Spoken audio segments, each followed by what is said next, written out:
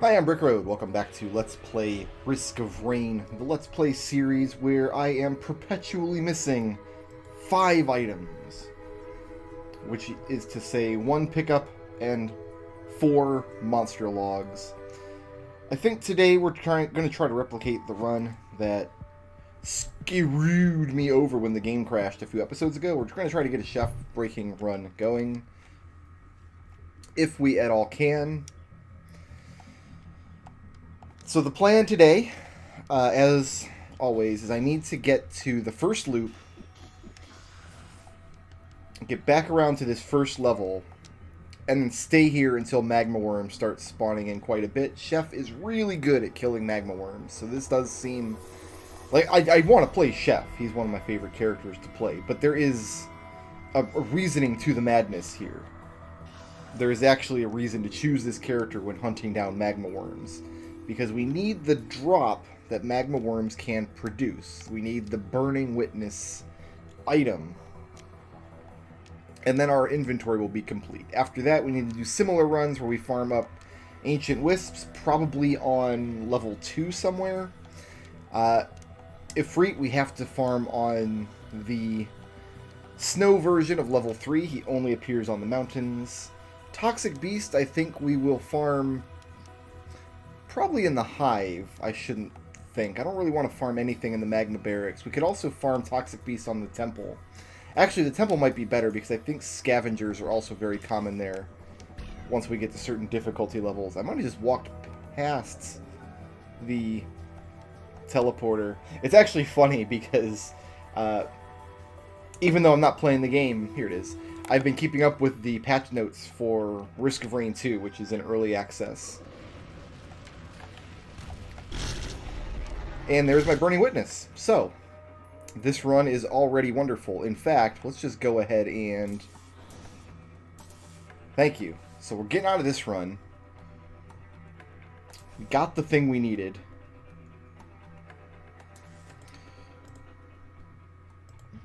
And this, my friends, is what a full item list looks like. We've got all the things. And if you really wanted to get into the lore of Risk of Rain, you could spend hours clicking on each item, and there's actually little stories and things on each item page, shipping details, where they're sending to, where they were found, etc. All of that's very, very interesting, but kind of outside of the scope of this Let's Play series. So, we've got all the items unlocked. All that's done. We've got all of the character achievements. All of that's done. We've got obviously all of the characters and artifacts unlocked, and they have been unlocked for a long time now. And all that's left is 4 monster logs. Fortunately, the rarest of the monster logs is already in our possession. The Providence monster log we already have. We're just looking for... We're going to go through the loop. We're going to try to get back to a version of level 2 and spawn in some ancient wisps. That's the plan for today. But yeah, I'm keeping up with the Risk of Rain 2 patch notes because they're changing the game. It's in early access, and they basically said, alright, I think their exact words were, we've heard you loud and clear. We need to make the teleporters more visible. Because apparently I wasn't the only cat having problems finding the teleporters in the Risk of Rain 2 levels. I think I mentioned in the previous video, I played the game for about 90 minutes. I never made it off the first level. I think I activated the teleporter twice in that time. And anyway, Risk of Rain 1 is much more my style of game. I mean, at this point, Risk of Rain is almost comfort food for me. I did go through a period of time where it was extremely difficult, and I was getting... like, it was very hard to make progress until I learned the game.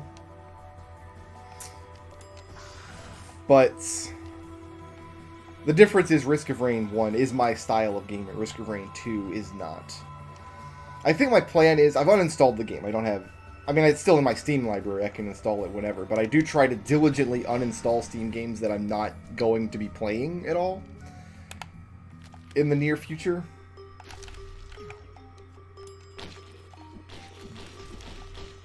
But what I might do is just wait until the game is off early access. Look at that. Look at that infusion as the first item in the game. You can't get a better pickup than that. Once Risk of Rain 2 comes off early access, maybe in a year or so, after all the content's in the game, it's in a completed state, I might pick it back up again and see how it goes.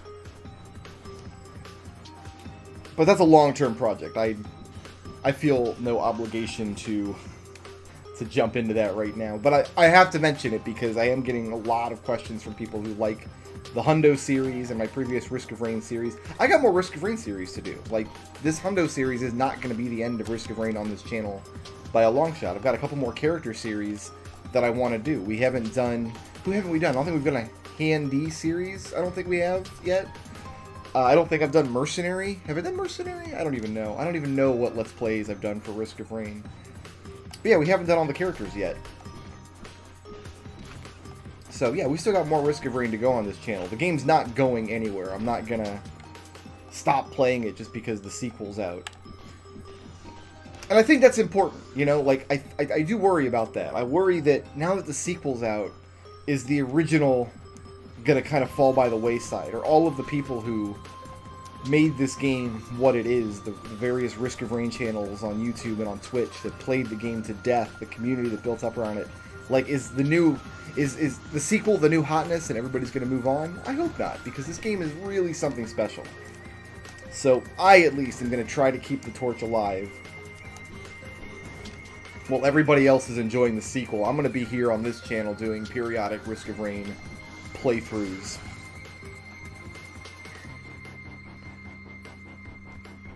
Or not. Maybe I won't. Maybe I'm a liar. Maybe I'll never play this game again. I don't know. That would be a hard sell to never play this game again. In fact, Steam has the ability to set favorites up. Because I've got like 200-something games in my Steam library, half of which I've never installed or played. But yeah, I got a whole list of games. And Steam lets you say, like, okay, these are my favorite games. Put these at the top of the list. And Risk of Rain is up there with, like, Tabletop Simulator, and God, what else is even up there? I think Portal is up there, even though I don't play Portal constantly. I can't bear to take it off my little favorites. I think Rogue Legacy is up there. That's worth keeping up at the top. I think I put Bloodstained Curse of the Moon up there, because that's a game that I go back to periodically. It's a pretty good one. Okay, I'm gonna admit to this, and I don't want anybody to judge me, okay? You're just gonna have to let me have my guilty pleasures in life and just admit that nobody's perfect. Everybody likes candy, okay? But I have Bloons Tower Defense, well, 5 for years. They came out with Bloons Tower Defense 5 on Steam. But very recently, Bloons Tower Defense 6 came out on Steam, and now that's up in my favorites. I basically log into that every day to do the daily challenges and grinding my way through getting all the badges. Oh, I love Bloons Tower Defense, and I can't defend it. A little ironic, since the whole game is about defense, but I cannot defend my enjoyment of Bloons Tower Defense. So this is a tower defense game where you play as a bunch of monkeys, and they throw darts at balloons, and you gotta pop the balloons. I think it's playable for free in your browser and on your phone or tablet or whatever if you want to check it out. But if you understand that it's a tower defense game, you pretty much know everything you need to know about it. Here's an Ancient Wisp right here. So we just want to make this a kill floor right here. That's going to be real dangerous real quick. The actual floor is going to be less dangerous because the Ancient Wisp is not there, though. I think we should just hang out right here and just pop our cleavers periodically. You know what I mean? Pop the cleavers. You gotta pop the cleavers, you know? And just make sure we keep on top of whatever spawns on this platform. We do have a good health barrier right now. We do have some leeway because we have more health than you typically would at this stage in a glass run because of that super early infusion. Now we gotta bail because there's poo gas all over the place. I'm gonna get you from right here. That's not a monster log, but that's a hit list, and that's another good item to get early. Let's get that extra damage going. A Sapo. Yeah, buddy. Let's get it. Let's get that up.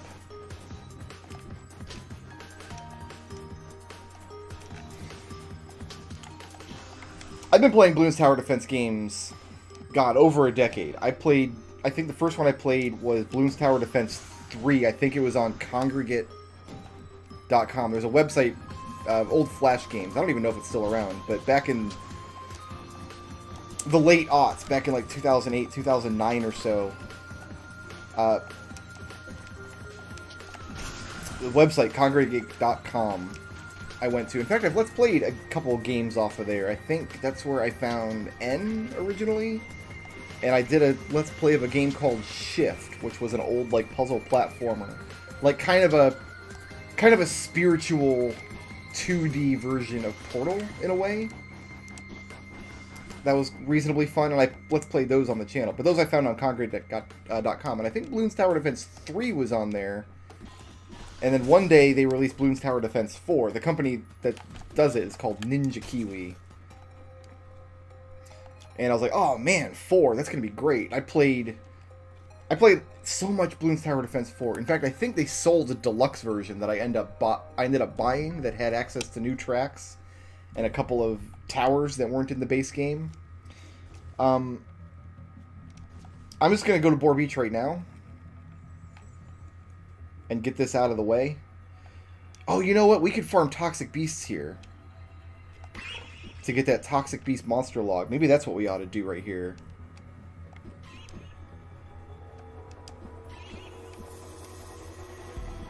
Because Toxic Beasts will spawn in this level.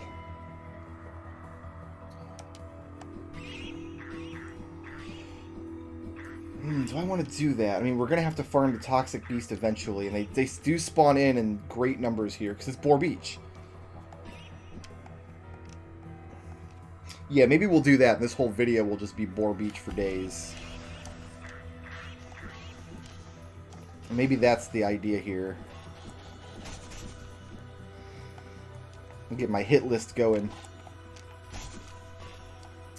But yeah, then eventually they did Bloons Tower Defense 5, and I was really excited, because that was a major upgrade to the game over 4. Because all the extra stuff that I had to buy deluxe in 4 was made kind of standard in 5. And then a couple years after that, they released a Steam version of 5, so I no longer had to play it in a browser. It was much more stable, it ran better. I actually streamed it a few times, but they did a couple other games in between. Like there's one called Bloons Monkey City that I wasn't really into, like kind of a city building game. I thought it was kind of boring though, so I didn't really enjoy it. There's a great use item. Yeah, we'll have that. And yeah, we're just going to hang out, and eventually so many Toxic Beasts are going to be spawning in this level, they will eventually have to drop their monster log. But I totally get that Bloons Tower Defense is a guilty pleasure. This is not like a fantastic wonderment of video game design. It's a tower defense game with monkeys in it. That's all it is. It's got great production values. I mean, it looks real slick. It's got nice little music. It's really satisfying to play. I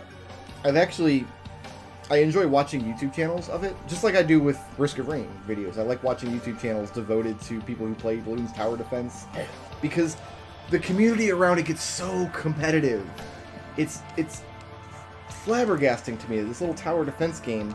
You've got people who like devote their entire YouTube channel just to doing crazy challenges, which is something that Bloons Tower Defense 6 actually codified. There's a way to go into the game now and design challenges. And you get a little challenge code that you share with your friends, and it limits the towers they can use, and it sets the difficulty and what level they're on, and entire YouTube channels spring up around this. There's a subreddit where they discuss strategies. Like some days if I can't figure out how to do the advanced track on my first or second try, just go to the subreddit and there's a solution there. I just plug that in. To me, it's candy. To me, it's just no nutrition, just rot your teeth, give you gastroenterological problems. Gastroenterological. It's like a dirigible made out of stomachs. That's what that is. It's like a it's an airship that stomach acids leak out of periodically. To me, it's just absolute nonsense. But some people, I guess there's enough depth in the game that if you really want to get good at it, it's possible to create challenges that are pretty much puzzles. They're basically puzzles. It looks like we are just barely too weak right now to kill that toxic beast while the hit list is up. So we're going to try to level up that hit list next time by doing a bunch of damage and then not putting the killing blow until we see the hit list mark come back up.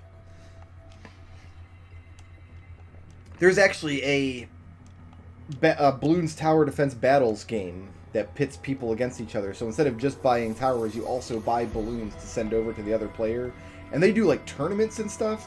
Right now, I think that's kind of out of date. It's all based on Bloons Tower Defense 5, which I don't want to say it's depreciated now, because I remember after 5 came out and had been out for almost a year or so, they added updates like new tracks and stuff to Bloons Tower Defense 4, I think. I've been playing these games for a very long time, in case you haven't noticed. I love my monkeys. I love playing it.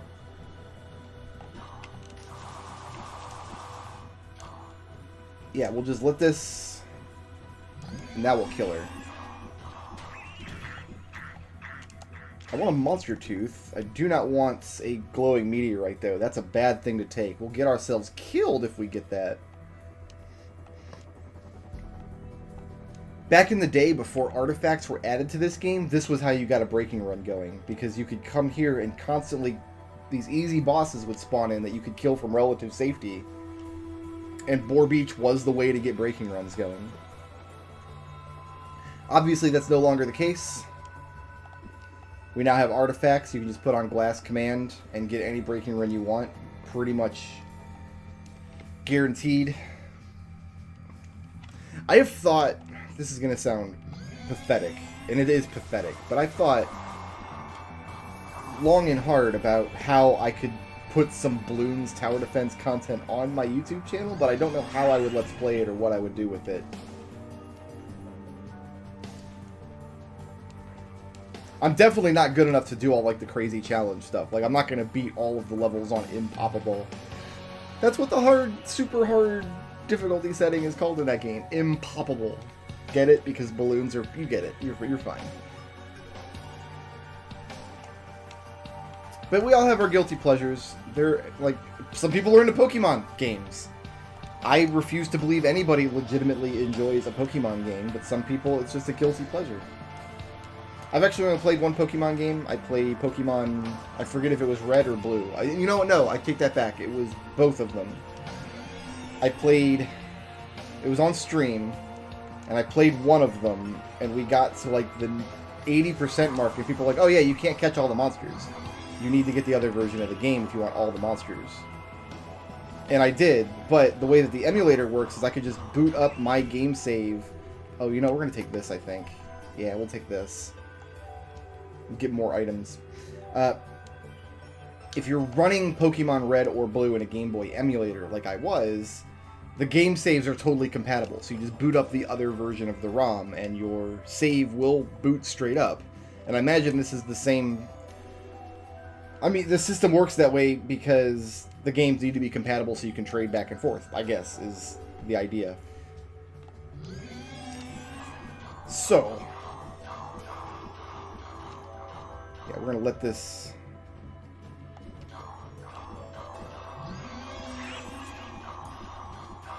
Oh, we just barely didn't get it.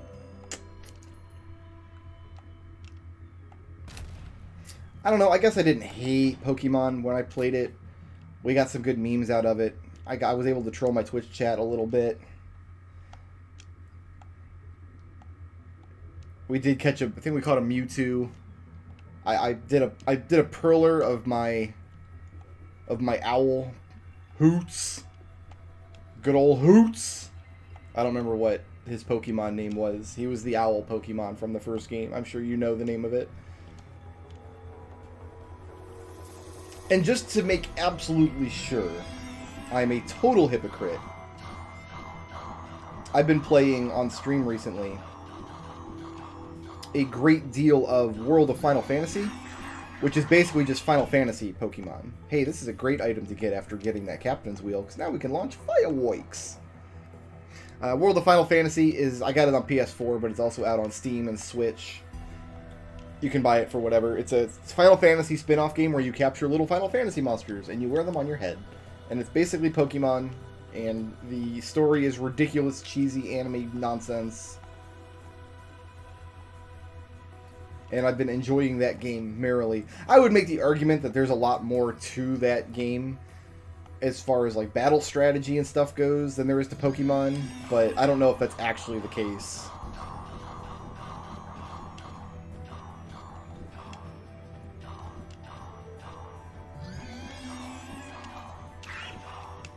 Can you get your...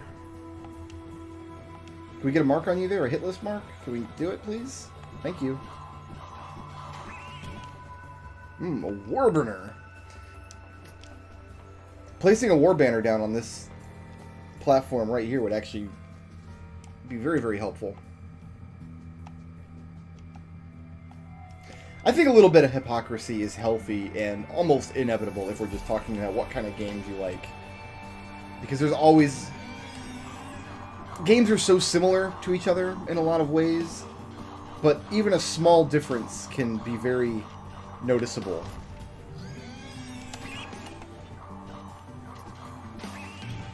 Alright, barbed wire.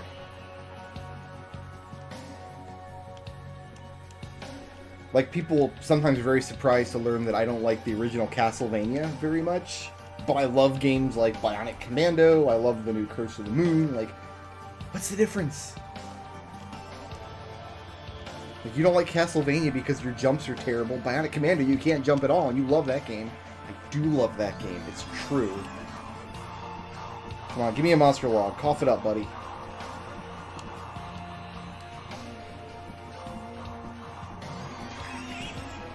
That's a dead man's foot. No, that's head stompers. We can get stompy.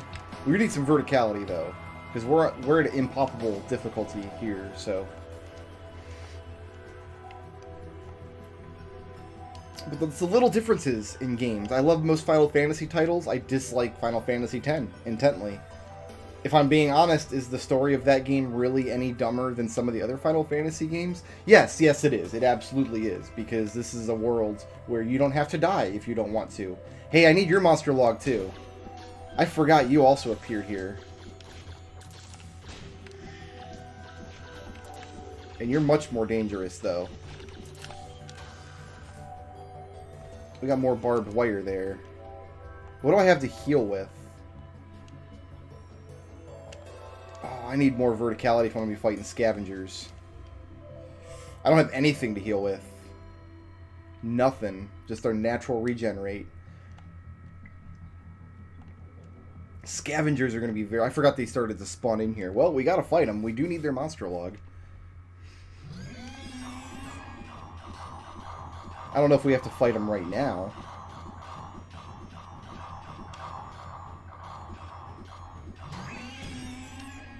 Soldier's syringe will definitely help.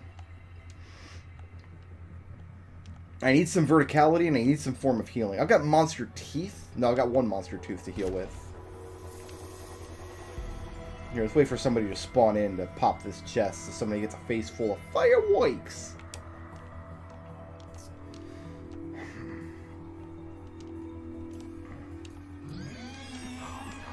Here you go, have some fireworks. Enjoy.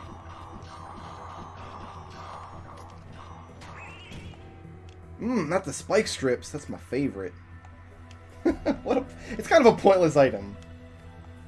Whenever you take damage, you drop it on the ground, and then enemies are slowed. I guess the idea is if you're being chased by a big mob of enemies, that it slows them down once you take damage. But if you're being chased by a big mob of enemies in this game, and you start taking damage, it's probably over. So...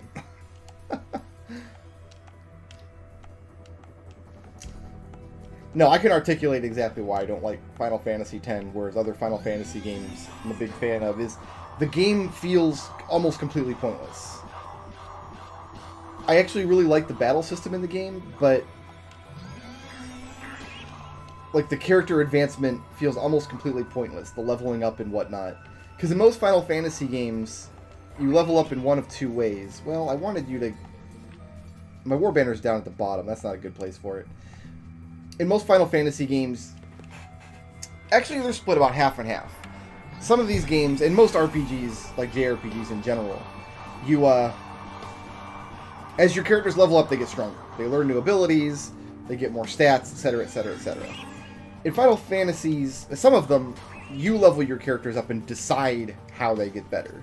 So just to draw this delineation, Final Fantasy IV, the one with Cecil and Rydia and all that, characters gain levels and get more powerful only as a function of how much experience they have and what their experience level is. Whereas Final Fantasy V has experience levels, but your character's actual power level comes from the jobs that you select and give to them, and they gain abilities in those jobs. So in one of these games, you don't have any control over how your characters develop, but you also don't have to put in any time or energy into developing them. They just happen automatically. The other game, you have to make decisions about how your characters are going to develop, but they get to develop in the way that you customize. And each Final Fantasy game lies somewhere on this continuum. Final Fantasy VI and VII are a little more customizable. Final Fantasy IX is a little more just, your guys will get stronger as you level, and there's not a whole lot you can do to control it. Final Fantasy X, though, has the worst of both worlds, because you've got this sphere grid, right? And your character's on the sphere grid, and all their abilities and stats and stuff are on the sphere grid, and you gotta go into this sphere grid and push the button to level them up. But for most characters, for most of the game, there's only one thing to do on the sphere grid. All you can do is go to the next sphere and unlock it. And you've got to do this with all of your characters all the time. They don't level up automatically. And characters only gain experience if you use them in combat, and this game has a combat system where you can swap your characters in and out of the party on the fly. So you're incentivized to make sure you use all 7 characters in every single combat to maximize your experience gains. Partially because each character has kind of a strength that they have that they can use to defeat a certain type of monster. Like Wakka has great accuracy. He's really good at beating flying monsters that dodge other characters' attacks. Yuna is your white mage. She's your healer. Lulu's your black mage with the elemental attacks. So you're heavily incentivized to keep everybody's level up, because what if you get to a dungeon in the game and you're fighting a armored enemy and you haven't leveled Auron up, and he's like 18 strength behind where everybody, and now you can't beat this armored enemy because you didn't, so you gotta swap him in and use him. The whole system is just very slow, and it feels very pointless because there's not a lot you can do with it anyway. At the very end of the game, once you gain some special spheres, once you start like finishing up, each character has their own portion of the sphere grid that all of their skills and stuff are located on, and then you can start mixing and matching. Like, I think a popular thing to do, at least the thing I've done when I completed the game the first time, once I was done with Yuna's section of the sphere grid, I moved her over to Lulu's section of the sphere grid, taught her some black magic. There's my verticality. That's going to help a lot when the next scavenger comes along.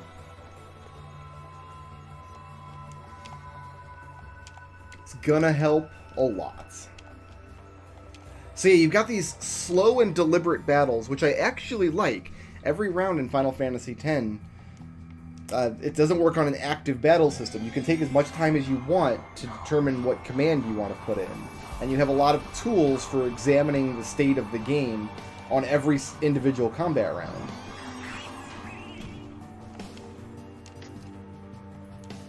I got the alien head. Reduces the cooldown on my captain's wheel. That's good. But because these battles are slow and deliberately paced, and because you're incentivized to swap everybody in for at least one action in every battle, and because you got to spend so much time in your sphere grid just giving all of your characters the obvious level that they need to have to do the next thing they need to be able to do, the game feels largely pointless. And then that's on top of, you've got all of these super long, unskippable cutscenes with really terrible voice acting. My chef is jittering quite a bit, it seems.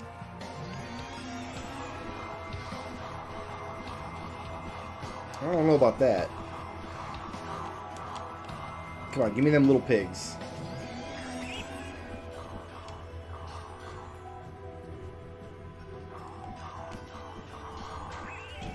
There's another Infuzzian. Our hit point total is only going up very slowly because we're killing monsters very slowly, so... You died real quick. Yes, more spike strips. Gimme, gimme. Thank you.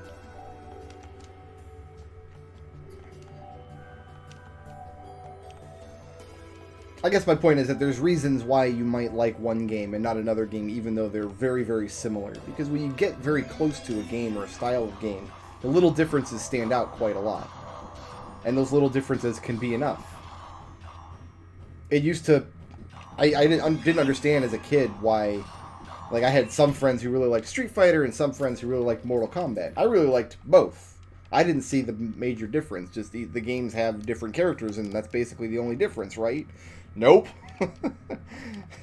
Don't say that to somebody who knows anything about fighting games, because they will reach into your mouth and pull your entire intestinal tract out by the tongue, is what they'll do.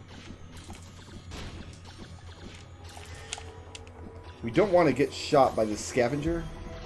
We can jump over pretty much all his attacks. Beautiful. Timekeeper's Secret. Oh, we finally got our first goat hoof. Good to have. I still want to get a war banner on this platform here, but it's going to be a long time before we level up again. The experience bar is the little blue bar underneath my health bar down there. I don't see him. Is he downtown? He's downtown. Oh, I guess I dropped 2.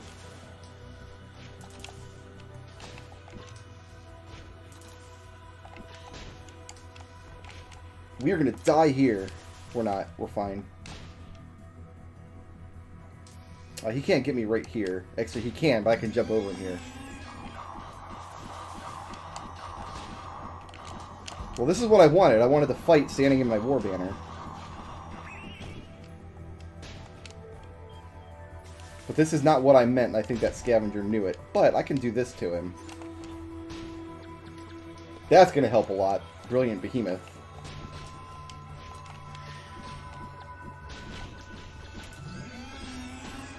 Nice.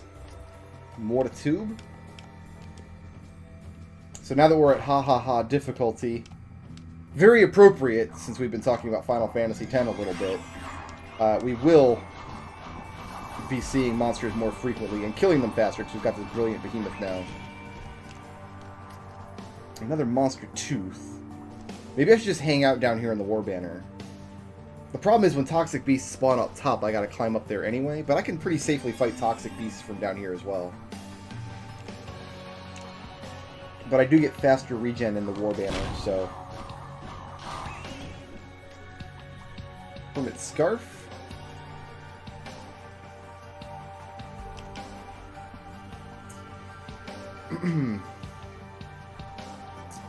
I have, if you enjoy listening to me talk about Final Fantasy and want to hear more of it, I have one of my episodes of the Final Fantasy VI Let's Play. It's episode 40-something. It's a 3-hour long episode where I'm grinding levels and spells in Final Fantasy VI, and I use the time to talk about the whole series and which games I like most and which ones I like least, and the strengths and weaknesses of each one. Yeah, see, I need a war banner up top.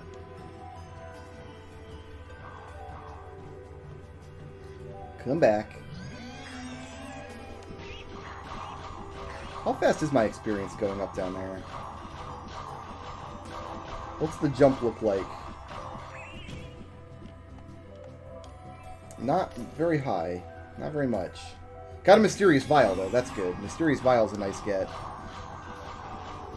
Passive health regen. It's kind of what we need here, because we are taking big hits against the scavengers when we find them. Rusty Jetpack is good, too. There's some more verticality. All up in my grill.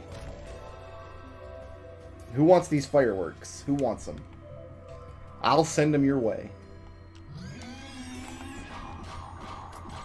Actually, as a young kid, when I was back in middle school, I preferred Mortal Kombat to Street Fighter just because of the crazy violence. I thought it had cooler characters and the fatalities were cool.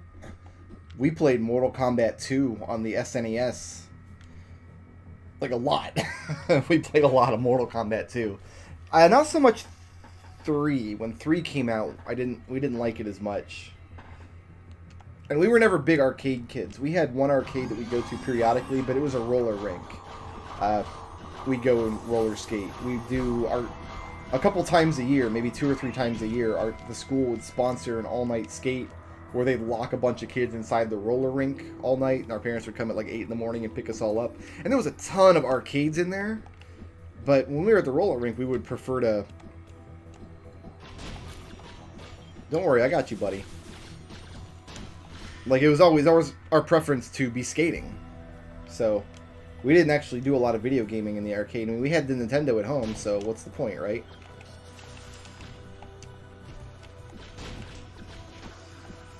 Hey, quick glasses. How many of those do I have? Where are they down there? I don't see them. Oh, I've got 3 pairs. Okay, they're down there by my Warburner. Okay, plasma chain's a nice get. Some a little bit of extra damage. There was one kid, I don't remember his name. I'm going to say Jason. Seems like a Jason to me. But he was so good at playing M. Bison in Street Fighter 2 at that arcade. So when we would get tired of skating, we'd go and we'll just watch Jason just beat the hell out of anybody who came along. He was definitely the best at Street Fighter 2. I just jumped right in the middle of his lightning attack twice. I'm not smart. 3 times. Well, here, that'll kill him. Oh, that first aid kit will help a lot. Here, we'll get some monster teeth off the little piglets. It's been a long time since I did any kind of farming in Boar Beach, man. It's been a minute. This is some classic Risk of Rain right here. My very first breaking run was a Huntress run that I did on Boar Beach. Our hit list is almost full. Almost full. 2 Hermit Scarfs, okay.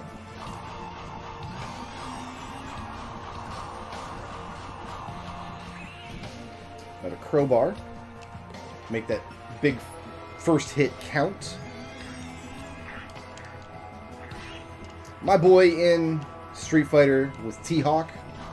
Back in the day, I didn't pick a character based on their like fighting style or anything. I just liked T-Hawk's design a lot, so I liked using him. And he was a character that I didn't know anybody else used. Back in my Street Fighter 2 days. In fact, we didn't even have Super... He was not in the original Street Fighter 2. He came out in Super Street Fighter 2, which we didn't... I didn't have any Street Fighter games on Super Nintendo back in the day. My brother had Super Street Fighter 2, but he had it on the Sega Genesis. What? It's not a real system, Brickroad. Come on. All my war banners. I got 3 overlapping war banners down here now. And we got some auto-target missiles. And my hit list is maxed out now, which is good. I'm going to hop down to the war banners for the regen, because we're at half health here. But yeah, I like T-Hawk. And then later in life, when I started playing Street Fighter 4, I didn't buy Street Fighter 4 until the update that added T-Hawk. And the reason I like T-Hawk is because I'm terrible at fighting games. Terrible at fighting games. But the thing about T-Hawk in Street Fighter 4 is you don't have to be really good to win a match now and then with T-Hawk. Because he's so powerful, all you gotta do is land like 1 or 2 of his throws and you win. That's all you need.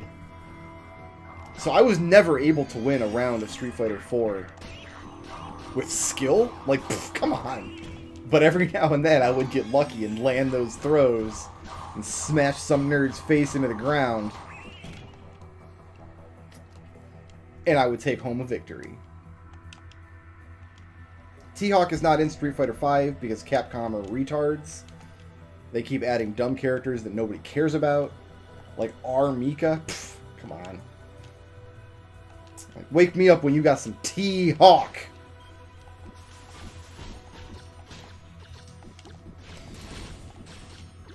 We're going to die if we do much more of that. We're going to let that scavenger chill for a minute while we regen.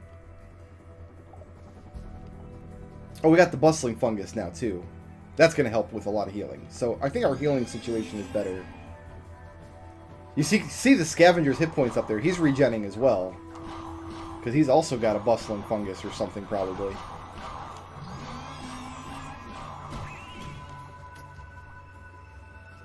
Dead man's foot.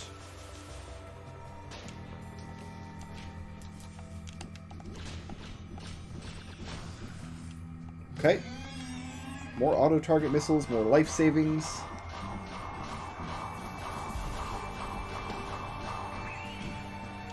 More mysterious vials, some more regen for us. Gotta hang out here till we get some monster logs. Once I get one of these monster logs, either from Toxic Beast or Scavenger, we're gonna move on.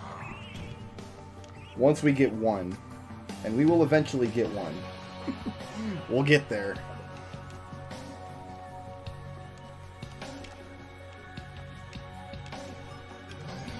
But yeah, when I play fighting games, I do try to take them semi-seriously. I do try to stick to one character. I don't hop around the selection screen. A lot of people, especially with Smash Brothers, will play basically like, oh, my favorite character is random. Like, no, you just like to push buttons. Because you can't be good at 50 characters at once. You just don't care about getting good. I do ostensibly care about getting good when I play games. When I play fighting games especially. Like, I do want to improve and get better. So I do tend to pick one character that I like and stick to them. Mortal Kombat 2, for me, back in the day, that was Kitana. Because I figured out Kitana's the almost naked ninja girl, the blue one. And she has these fans that are made of blades, like knife fans. Like if Freddy Krueger was in Cirque du Soleil. And, she had this move where you could use this fan, right? And if you basically spun this fan and anybody who stepped into it was launched into the air. And then once they were in the air, you could jump up and throw a fan at them, which would hit them, and they'd be stun locked in the air for a little bit. And then you had another move where you would jump in the air and fly across the screen and punch them. And I learned, like, you could chain these three moves together, and they were pretty easy to do. So that was my whole Katana game, was those three moves repeated over and over and over. Give me them dice. You know I want them dice. Smash Brothers Melee, my main was Fox and or Falco. They were pretty similar. There's a lot of differences, and I could go into what the differences were. I do actually know my shit when it comes to Smash Brothers Melee. And I know the difference between Fox and Falco, but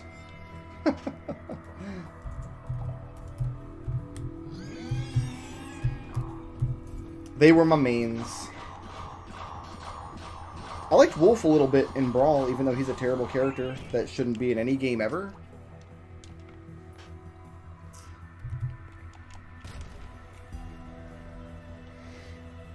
And the little bit that I played them fighting herds, I liked Arizona, because Arizona was the most T-Hawk-like of all of the horse characters. He was not a horse, he was a cow, actually. Them fighting herds has a kind of fun history to it that I really like. I like any kind of indie game success story, and Them Fighting Herds was originally a My Little Pony fan game. A fighting game where they were going to have the 6 My Little Ponies and each one had their attacks and stuff, right? And eventually they did the same thing that pretty much every fan game developer does when they don't want to work on their fan game anymore, when they realize, like, oh, this is actually a lot of work.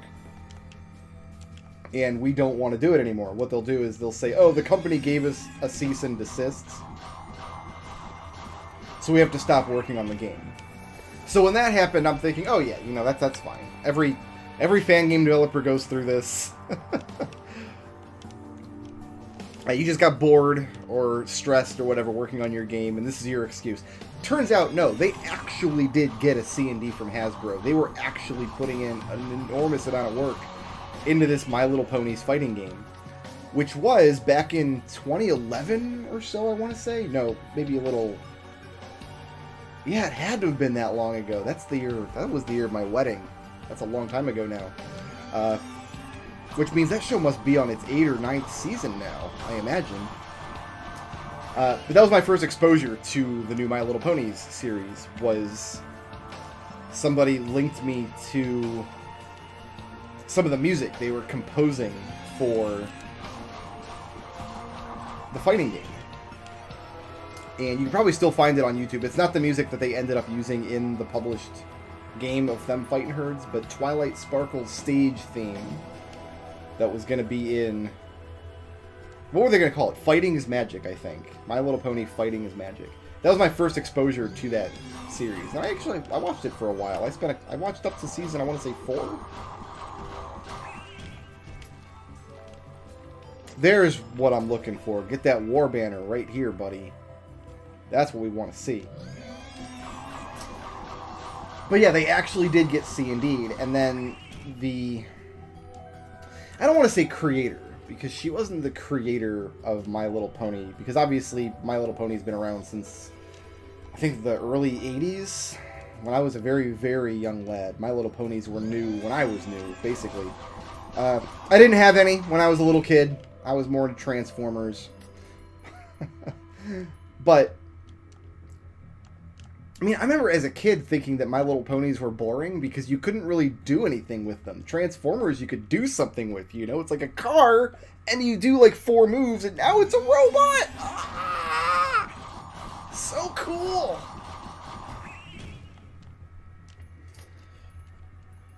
So yeah, Lauren Faust is credited as kind of the series headliner for the modern My Little Pony show. She didn't create the series, obviously, but she was following this fan game, and at this point, she didn't have anything to do with the series anymore. Like, I think she like wrote the like style guide or something. She came up with the characters and the themes of the show, of the new show, like the style of... Basically, I think her vision was something like, we're going to make a good cartoon for kids, and we're not, like, obviously the focus is going to be, not the focus, the end goal is going to be selling toys to little girls. Like, that's why we're doing this. The cartoon is essentially a commercial for these little toys. Just like Transformers was back in the day, let's be honest. But Lauren Faust is from like this new generation of cartoon creators, this cartoon renaissance that we enjoyed back, even going back to like the 90s. When like, hey, just because we're making these shows to sell toys doesn't mean the shows have to be insipid garbage. When you go back to like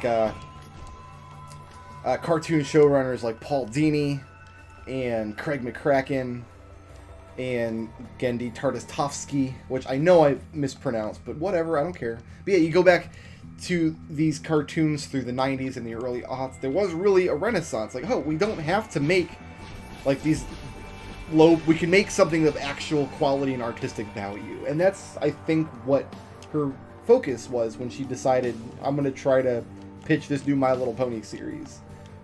Which is the difference between the new series, I say new, like it's almost 10 years old at this point, but versus the one, like the cartoons from the 80s that I remember seeing back in the day. Anyway, she didn't have anything to do with the series at that point. She wasn't writing episodes. I don't think she was directing. She was the series, like, showrunner, but the series is owned by Hasbro, and it's kind of moved on past her now. So, but she was following this fan game, and she was like, hey, it's kind of BS that Hasbro gave you this C&D. how about you keep working on the project and I will do character designs for you?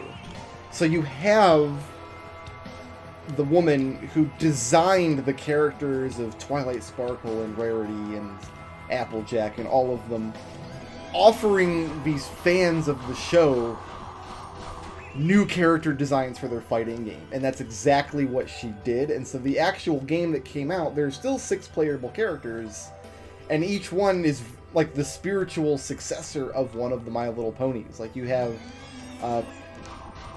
my favorite character, Arizona, is a cow who, there's the monster log, we can leave now. And she's basically just Applejack. She has a southern, like a Texan twang to her voice. She uses a lasso. She has these heavy kicks. She throws people around. She's Applejack in all but name.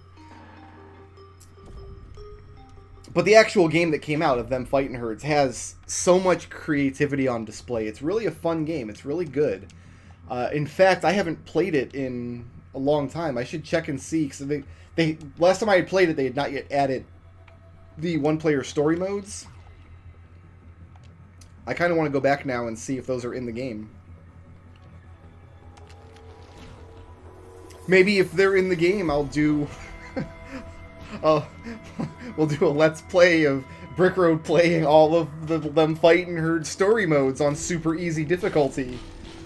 Because he can't hack anything else. Give me that knurl. That's my knurl. Here, you know what? I'm gonna kill you and your friends. I'm gonna take Dio's friend here, and we're gonna pop this and get another head stoppers. Beautiful. All right, so we got the, which was that? That was the Toxic Beast monster log that we've got. We can go ahead and complete this run now and call it good.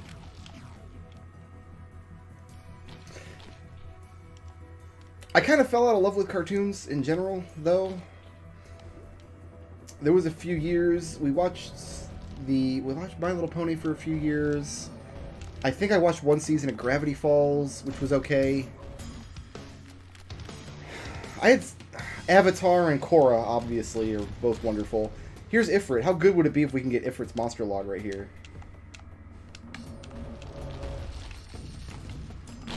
There are 2 Ifrits here, so... you know. No monster log. We got a goat hoof. And really, that's almost as good. Oh, I didn't see this blighted snow golem here. We need to not get killed by him. If we can help it. We do have a frost relic, which helps a little bit in these situations. Give me all them rusty blades. Yeah, I want all that bleed. I have started... we have an elliptical in the house. When we bought this house, I lost access to the gym that was in our apartment complex.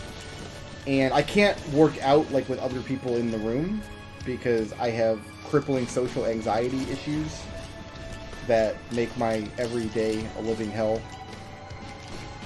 But anyway, we had a gym in our apartment complex, and like 3, 4 in the morning, I would go up there in the middle of the night, do my workout. I would do 30 minutes on the bike, and then I had like a little workout schedule on my phone. It was good times. When we bought this house, I lost access to my gym, and I started getting fat again. I was no longer cut, you know what I mean? I was never cut. That's not a thing that I've ever been in my life. So my wife and I are like, well, we can just buy exercise equipment. So we went on Amazon, we bought an elliptical, which we put together and then immediately never used. But I've been trying to rectify that lately. I've been getting on there and listening to audiobooks while I do the elliptical for 30 minutes every night. But just on a lark, I went ahead and put on... Netflix has a new series, a Carmen Sandiego cartoon series that I put on just to watch. I mean, she's Batman now. It's Batman with a lady in a red hat instead of a cape and cowl. That's all the new Carmen Sandiego series is. That's not a complaint. It's alright for what it is. I don't know that I want to watch more than 2 or 3 episodes of it, but if I was a kid, I would enjoy it. Yeah, just have not been into cartoons. the past few years. One of the things is I just watch way less television than I used to. I used to work in an office overnight by myself with lots of dead time, and it's just like, yeah, just you got to put something on the TV, right? You got to pop the laptop and put something on to while away the hours. So it was very easy to just kind of veg out to 8 episodes of whatever cartoon over the course of a night. Whereas now, if I'm going to sit down and watch some television, it's going to be a show that I really love.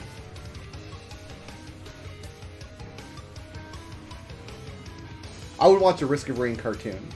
If they get far enough in development that they get to launch a cartoon series, I would watch that. But probably not in the cards. Probably not very likely. Alright, moving on. Boar Beach was very helpful, but I don't think we need to go back there again. We are going to get scavengers on other levels eventually. Like, that will happen. It's a good place to start in the Hive Cluster, because you can check this entire bottom hallway before going to the upper level. You don't have to backtrack over any area. So actually very nice to see this. I don't need any more hit lists, but I just kind of instinctively want to kill everything here. Can I open this now? Yeah, cool. Another knife, I'll take it.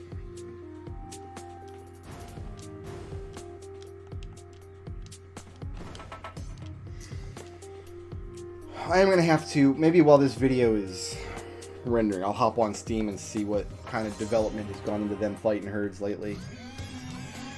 I think they were going to add more characters. I don't think they really need more characters. 6 is a good number of characters for a fighting game.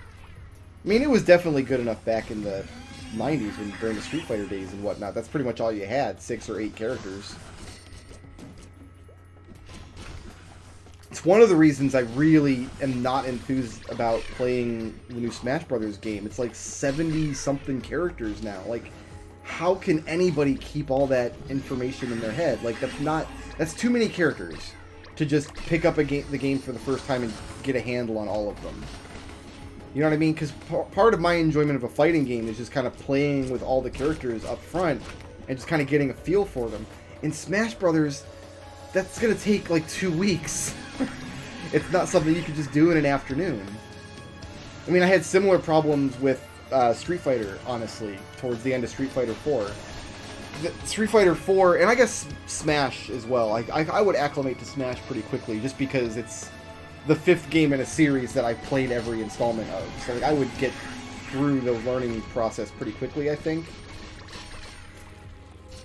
But yeah, like even Street Fighter 4 was, I think it had 20 or 25, 30-ish characters by the time I bought it. I bought it with the Super Street Fighter 4 update that added in a bunch of Street Fighter 3 and Super Street Fighter characters, T-Hawk and Ibuki,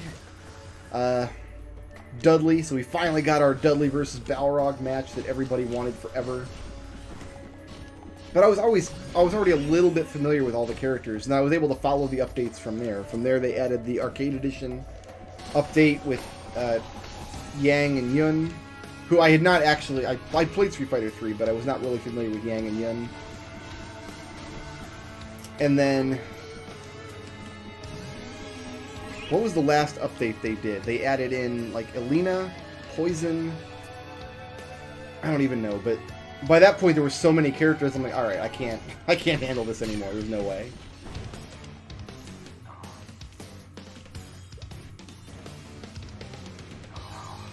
Two remaining enemies. One fighting game that I really liked, that I wish I could play, is I really liked Skullgirls a lot. Skullgirls is such a fun little game. With great art direction, really fun characters. But I can't play it because it's a team fighting game. You gotta pick 2 characters and swap back and forth. And that's too much for me in the heat. Like, it's difficult enough for me to remember, why is my phone not muted? This is the least professional Let's Play episode in history. I'm apologize for that. My phone should have been turned all the way off. Kill the ringtone, Brickroad. Hashtag kill the ringtone. Anyway, where was I? Was I complaining about fighting games? That seems like a dumb thing for me to spend my time doing. Let's go to the temple here. Yes, I love Final Fantasy games so much that my ringtone is a Final Fantasy song. I'm sorry. That's just reality. We're all going to have to live with it. I do own one piece of officially licensed My Little Pony merchandise. And it's a shirt with all the My Little Ponies on it. And they're all dressed up like D&D characters. Like one of them's a fighter, and one of them's a druid, and like one of them's a rogue. And the caption on the search reads, "Friendship, that's how we roll." Get it? Because you roll dice, right? And the reason this is a great item is because now the same company owns My Little Pony that also owns Dungeons & Dragons. If you drop your monster log, that would be super good for me. He didn't. Hasbro owns Wizards of the Coast, who produces Dungeons & Dragons these days. So there is also an actual My Little Pony tabletop RPG. But you know what? We're taking the squib. I don't think it's an official Hasbro product. I think it was licensed. Like somebody paid for the My Little Pony license to write the game. Instead of it just being like a D&D rule set for it, which I would buy instantly. I love D&D source books. There's 2 of them that are out right now that I want to get. I think they're both adventure paths, which I typically don't buy the adventure paths, but there's one that came out that has like pirate adventures it's full of, like ocean adventures, that I would like to get. And the other one is there's a Penny Arcade one coming out about the Penny Arcade Acquisitions Inc., which I don't really follow. I don't really listen to D&D podcasts and stuff. Once in a while I'll watch some D&D campaign on Twitch, but I don't know. I think I would enjoy like the official Acquisitions Inc. I think it's an adventure path. It might be I can't imagine it's a character options book, but I don't know. We'll see.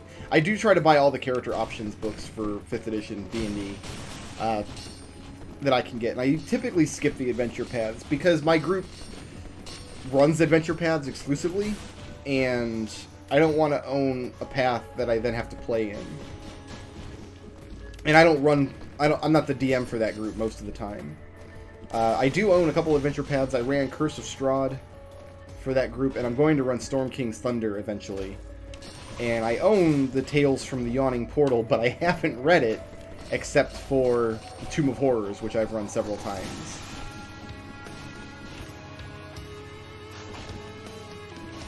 It's taking us a long time. It takes us a long time to get through adventure paths. We have game nights on Saturdays. We're going to go to the Contact Light, I think. Yeah, let's go to the Contact Light, finish this up. Our D&D night is Saturdays, and we typically only play for 3 or 4 hours. It's a very casual group, because most of the people in the group are parents, so you know how that is. Kids, am I right? Can I get all the way up out of here? Oh, looks like not. We're going to have to go through the door. See, it takes us a minute to get through any given adventure path. So by the time I actually start running Storm King's Thunder, like, I got that book. It wasn't new when I got it, because I got it as a Christmas gift, so it must have been out for like 6 months. But that was like last Christmas. That was like Christmas 2017, and we're still not anywhere close to actually running Storm King's Thunder. But hey, the book's not going to go anywhere. I go back and forth on whether I want to go back and buy the other adventure paths that I've played in, but I didn't run. We did the Horde of the Dragon Queen, which was the first one they produced. We did the Elemental Evil one. So I could go buy those and read them now. I part of me just wants to have the complete set of 5th edition books on the shelf eventually. But that's a big expenditure. Because, I mean, the thing is, those are books that I will enjoy forever. Like 20, 30 years from now, I'll still be kicking it, and I will enjoy having access to those books. It's not just the do it for the sake of being a completionist. Like, I would actually get use out of those books going forward for years and years to come. D&D books do not depreciate. They just don't. They're always, they stay good forever. I ran an entire campaign on Twitch with 2nd edition books that I bought back in the 1990s. So, that I then adapted. So it's like, the books aren't going to go out of style. Like, they're gonna get used.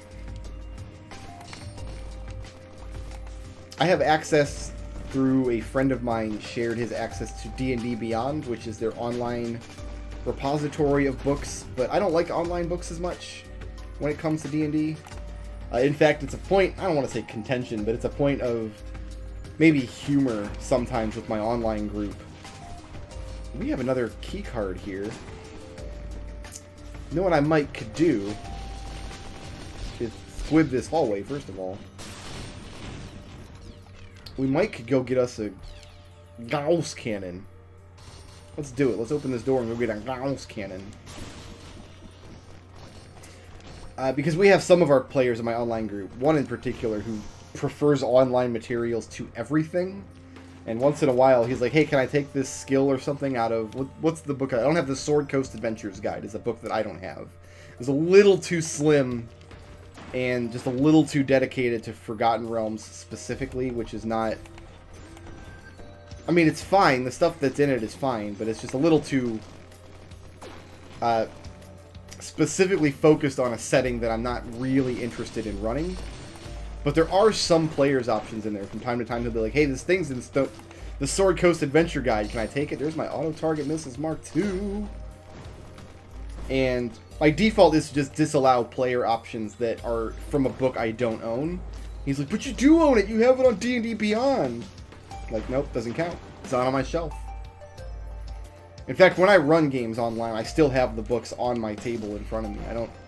I don't use D&D Beyond at all. They mostly use it for character sheets and stuff. Sometimes for reference in the middle of a game. But, yeah, I much prefer to have the actual Dead Tree Edition books. Have some squib.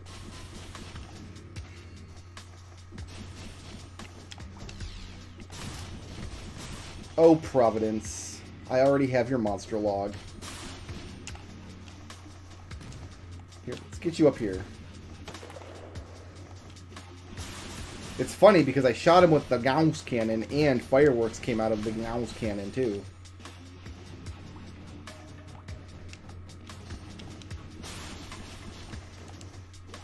And all these auto-target missiles. This is not a bad build. He's going to get squibbed again. I mean, for not looping at all, this is not a bad build at all. We did farm quite a bit in Boar Beach, but... Okay, no more worms. Hashtag get wrecked.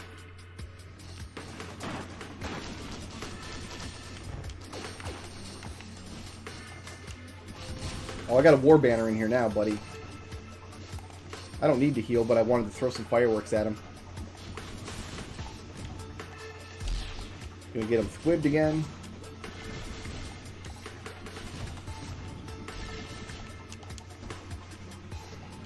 He's gonna throw purplies at me. That's not cool, man.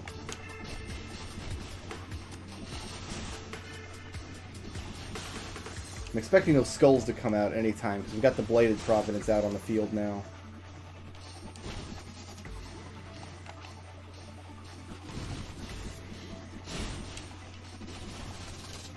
Just about there.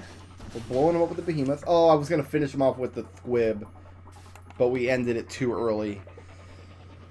Harumph! Excuse me. I harumphed too hard, and then I had to cough.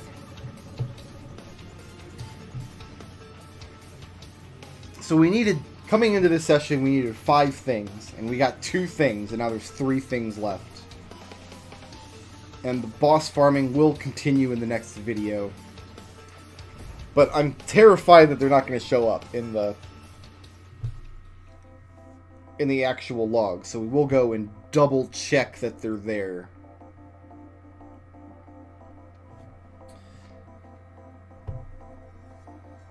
And just confirm what we still need to get.